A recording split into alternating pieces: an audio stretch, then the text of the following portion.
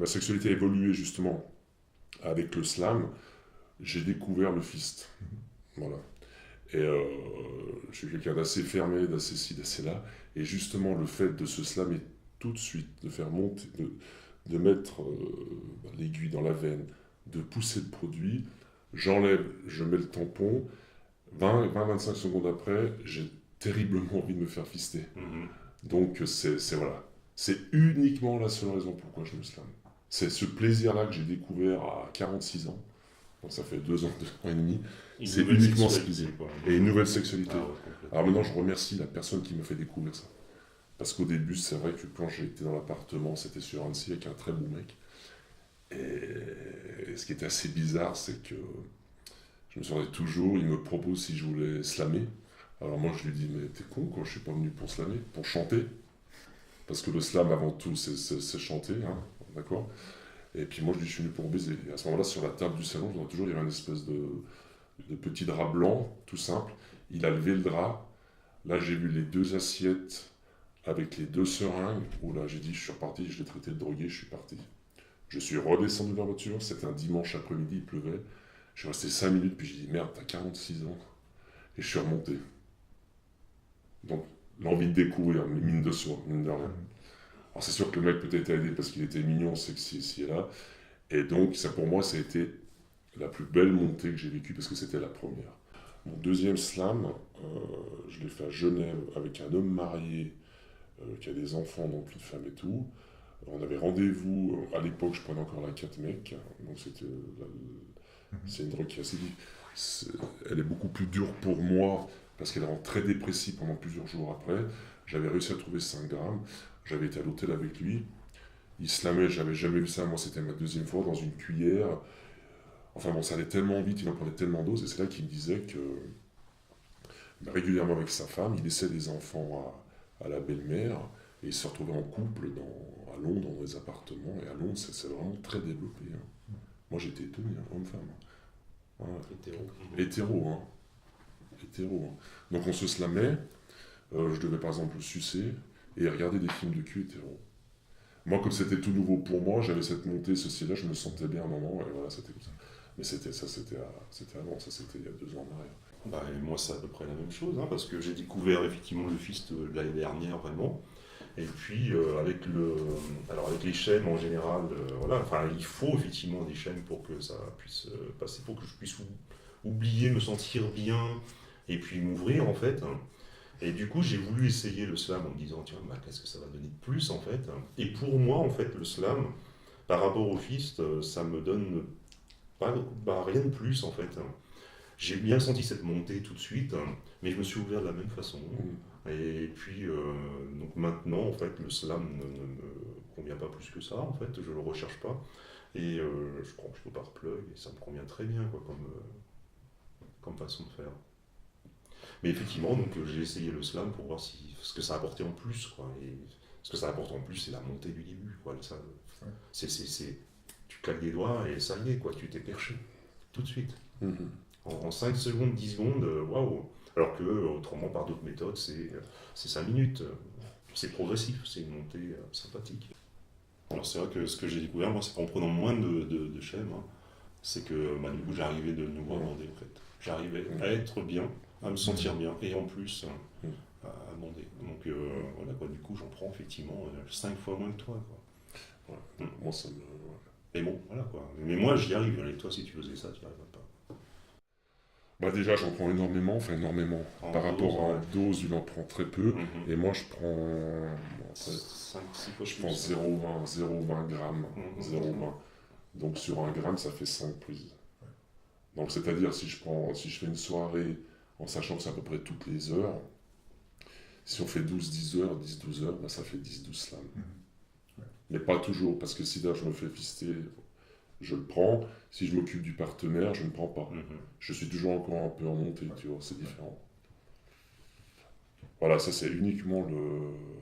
Voilà pourquoi. Moi je suis arrivé à. Et je continue à ça. Après j'ai une sexualité normale, hein, je veux dire. Hein. Je prends pas ça ici, là, mais c'est vrai que c'est un plaisir assez particulier que je suis content d'avoir découvert Mhm. à cet âge-là.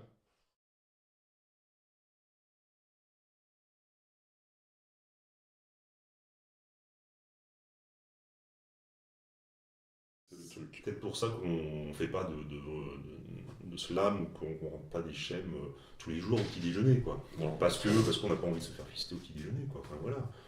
Donc, alors qu'on peut comprendre que pour d'autres ça puisse poser plus de soucis parce qu'ils ne le prennent pas forcément pour une raison particulière, en fait, sexuelle en tout cas, et du coup ils peuvent faire ça n'importe quoi, enfin plusieurs fois par semaine. C'est vrai qu'on se laisse peut-être aller avec certaines drogues, mais je pense on reste maître de soi. Enfin, ça, je tiens à rester maître de moi, ça c'est clair. Et puis entre deux périodes où on s'amuse sous Chem, bon, on a une vie tout à fait normale. Hein. On va travailler, on va faire nos courses. Ouais, comme tout le monde. Comme tout le monde. Ouais. C'est vrai que le lendemain, c'est un peu plus dur. Pour moi, c'est un peu plus dur. Ouais, moi aussi, c'est d'accord. Après une bonne soirée comme ça, une bonne journée, parce que ça peut se transformer en journée, c'est le lendemain ou le surlendemain, ça c'est difficile. Ouais. Et je pense que le corps, enfin pour moi, mon corps me tire la sonnette d'alarme en me disant stop, il faut arrêter. Maintenant, pour ma part, c'est vrai que ça fait quoi, 2 ans et demi maintenant. J'ai envie, c'est pas que mon corps réclame, c'est pas que je suis un drogué, mais mon corps réclame ce plaisir défendu, 1 ou 2 fois par mois. Ça c'est vrai, ça. Et ça, j'en ai besoin. J'en ai besoin. Pas spécialement besoin, mais j'ai envie de ce plaisir-là, de se donner, de déconnecter complètement avec la réalité et de prendre du plaisir. Maintenant, pas à n'importe quel prix et pas avec n'importe qui quand même. Bon, on voit un gars qui a une muselière là, et puis les bras accrochés a priori. Ça, c'est des seringues. Et puis on est en train de le slammer là, en fait. Slammer. On dirait que c'est contraint, c'est. Moi ça me fait pas bomber. Hein. Alors moi, ça m'exciterait. C'est un peu mon problème à moi, c'est que j'ai envie de découvrir des choses à chaque fois différentes, comme mon premier slam. Je serais à dire, j'ai envie de toujours découvrir, par exemple, soumis, domi, des choses comme ça pourrait m'exciter une fois, après ça m'intéresse ou ça m'intéresse pas. Voilà. C'est comme une autre pratique qui m'intéresse pas, et ça se pratique énormément avec le slam, c'est le scat.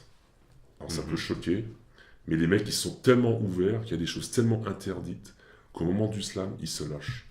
Alors ça, c'est pas du tout ma tasse de thé, je respecte ceux qui veulent le faire et tout, mais je me suis aperçu que par exemple cette pratique-là, dès que le mec se slam, il se lâche, hein, dans tous les sens du terme, si on peut se dire. Maintenant, voilà. Alors ça, j'avoue que moi, dans un genre un peu domination, pourquoi pas.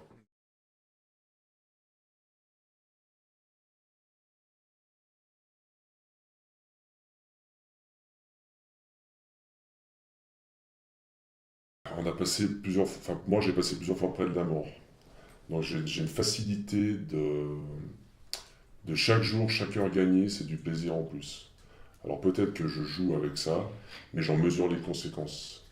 La première chose, c'est que moi j'ai eu des gros problèmes en étant enfant cardiaque. Donc voilà, j'ai fait une méningite, où j'ai failli partir, c'était une sur les 2 millions. J'étais séropositif, heureusement ça a tenu parce que moi j'ai attaqué la trithérapie, ça fait depuis 97 que je suis séropositif, et j'ai attaqué la trithérapie il y a 3 ans. Ouais, j'ai tenu comme ça. Ouais. Et j'ai fait des staphylocoques, enfin j'ai fait toujours des trucs où c'était presque la fin, et à chaque fois je m'en suis sorti. Donc il est vrai que je pense que comme on est, enfin pour ma part, comme on est passé près de choses graves ou finales, euh, c'est un plaisir de plus. Voilà. Moi j'ai eu l'impression de me réapproprier ma sexualité. En me disant que la première fois que j'ai eu un rapport sexuel, c'était avec Capote, hein, parce qu'il y avait le sida, parce qu'il fallait faire attention. Et puis en découvrant tout ça, j'ai découvert que je me suis réapproprié ma sexualité. Et bon, c'est vrai que je suis passé moi aussi à côté de la mort avec 8 mois d'hospitalisation. Et puis ça m'a aussi. J'étais un mec tranquille, qui baisait avec Capote et tout. Et puis ça n'empêche pas que demain on peut mourir malgré tout. Et après on réfléchit, on se dit mais pourquoi tu t'amuses pas quoi, pourquoi tu vis pas autrement en fait, hein. qu'est-ce que tu attends pour vivre? Et puis, bah, effectivement, je me suis dit, non, je ne vais plus attendre pour vivre. Je vais vivre maintenant.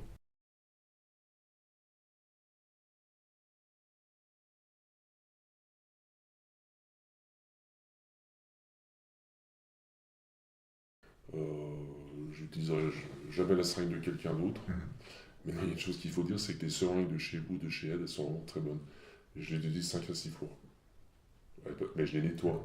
Je les désinfecte, je les nettoie. Elles sont vraiment, c'est la Rolls des seringues. Parce que les Steribox et tout, ça va une fois sur deux. Celle de Genève, je sais pas comment elle s'appelle, je t'en parle même pas, elles te font des trous dans le bras. Maintenant, voilà, je suis pas stupide.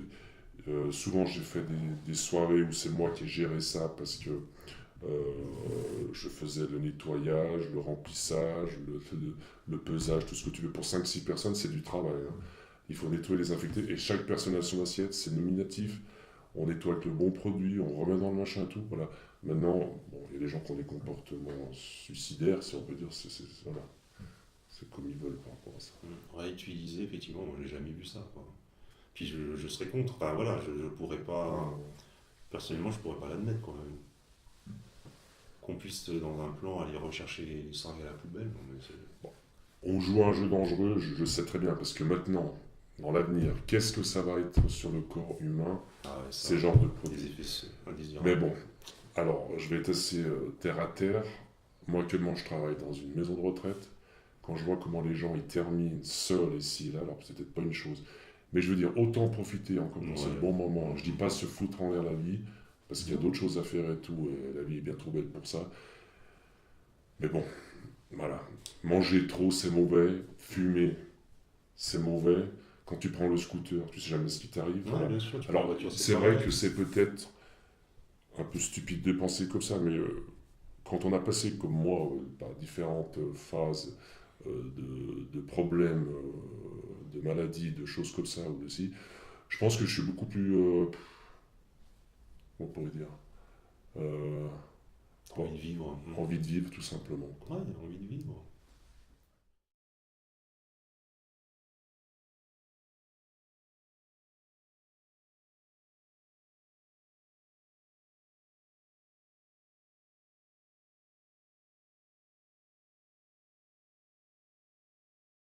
Oui, parce qu'il n'y a pas que des cas pathologiques hein, dans le slam ou dans les chaînes. Hein, loin de là. Hein. Mais c'est sûr que discuter avec des docteurs et des infirmières et tout, ça serait Ah, bah intéressant. ouais. Maintenant, moi, l'hôpital m'a demandé indirectement, j'ai encore pas dit oui, quelqu'un qui me suit là, bon, je lui ai avoué que je me slam, mais par contre, je lui ai pas dit pourquoi. C'est une femme, elle adore un bébé, j'ai pas envie non plus de la Ouais, choquer. bon, Non, mais bon, ouais, je reste assez. Euh, Parce que je lui ai dit que justement, il y avait des. Je lui ai pas dit pourquoi, je lui ai dit ça, non, c'était un peu pour une sorte de défense et de si là, peut me lâcher un peu pendant quelques heures, mais c'était totalement encadré, si on peut dire. Et on est arrivé aux aiguilles, justement.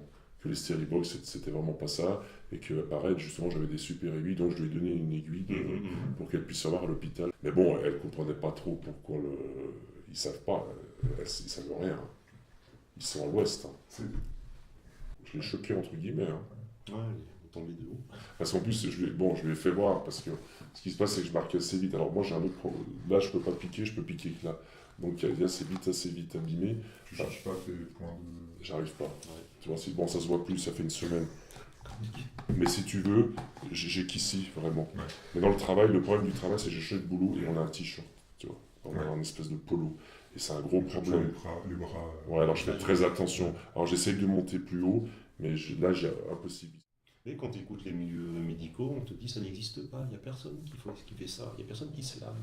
Quand on voit le K9, hein, il y a 2 ans en arrière, elle ne savait même pas ce que c'était que la 4 mec ou la 3MC. Elle ne savait pas, elle pensait que le pote qui avait amené ça, les aiguilles et tout, que c'était de l'héros, des trucs comme ça. Ils n'avaient aucune idée que c'était ça. C'est pour ça, il n'y a même pas 2 ans en arrière.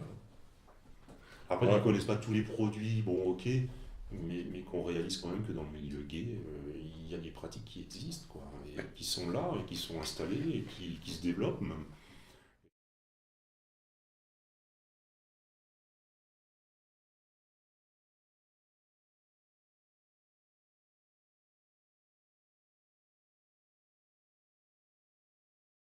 ça touche tout le monde. Ah oui, ça c'est vrai. Par Toutes contre, les la faim- catégories socioprofessionnelles. Ah c'est ouais, vrai, ça c'est ouais. clair. Et puis tous les âges, hein. Là, il n'y a pas de... Même pendant les plans, je veux dire, Donc, c'est pas il n'y a une- pas autant l'âge que ça, quoi. Ça c'est... C'est vrai que ces planchèmes, justement, ça touche aussi bien du jeune homme de 18 ans au mec de 50 ans. Mhm. Ils savent qu'ils vont s'envoyer en l'air. Et ça désinhibe un peu les âges, la Catégorie sociale. catégorie sociale, Mhm. le physique. Mhm. Parce que c'est vrai que quand on est un petit peu sous un état second, on aurait tendance à avoir des rapports sexuels un peu avec pas n'importe qui, mais c'est beaucoup plus facile. Ça, je l'avoue parce que je l'ai vécu. Hein. Mais là, par exemple, le vendredi, bon, on va à Lausanne, normalement. J'ai fait découvrir, alors c'est un banquier très important et tout, et il a voulu, parce qu'il connaissait un peu le fils et tout, il n'y arrive pas vraiment non plus. Et moi, je lui ai parlé un peu de ça, c'est un client en plus d'où je travaillais avant. Avec le temps, hein, je ne suis pas arrivé comme ça sur le coup, là. Mais voilà, et puis bah là, on avait essayé une fois, c'était pas trop mal. Et là, maintenant, il veut essayer avec son partenaire. Donc, les gens Ça interpelle. s'interpellent, ont envie de... Voilà, et c'est pour ça que ça va être un cas terrible dans quelques années. S'ils ne sont pas prêts, les médecins et tout, je ne sais pas ce que ça va dire. Mais pour nous, en tout cas, ça ne l'est pas. Et voilà, parce qu'il Voilà. y en a qui gèrent. Là, voilà, ça va être un terrible problème pour ceux qui n'arrivent pas à gérer. Ouais. Ce qu'il faudrait, c'est une éducation là-dessus. Quoi. Et même les gays ne sont pas prêts, parce qu'ils ne savent pas piquer, ils ne savent pas comment on fait. Ça... attends, mais qui est prêt là-dedans? On se demande. Moi, j'ai vu là-bas, mais ils étaient piqués, mais ils étaient traversés. Quoi. Et le bras, tu te dis, mais c'est pas possible. Mais comment voulez-vous expliquer ça Ouais, je sais bien. à te piquer à des jeunes? Déjà qu'on n'arrive déjà même pas à lâcher le shit, je veux dire, c'est déjà compliqué pour la détérminisation, alors ça t'imagine le truc? Ouais, c'est compliqué, c'est clair.